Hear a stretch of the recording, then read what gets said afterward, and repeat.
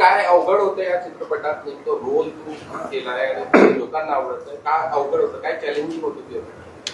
सर्वप्रथम जेव्हा आपण एखादा विषय निवडतो आणि तो जर विषय महाराजांचा विषय असेल तर सगळ्यात अवघड गोष्ट असते की तुमचं लिखाण, की तुम्ही काय लिहिताय, कुठली गोष्ट तुम्ही मांडण्याचा प्रयत्न करताय.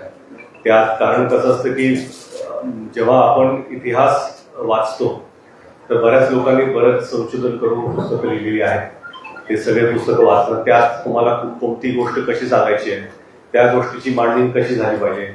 बऱ्याच वेळा काय असतं की इतिहासात 4-4 गोष्टी ची नोंद असते, परंतु ब्रिजिंग जे गोष्टी असतात त्या मिसिंग असतात. मग त्या तुम्ही त्या कसं कुठलंही साहित्य जरी असलं ऐतिहासिक गोष्टीवर आधारित, त्यात तुम्हाला तुमचं इमॅजिनेशन वापरून तुम्हाला काही गोष्टी घ्याव्या लागतात.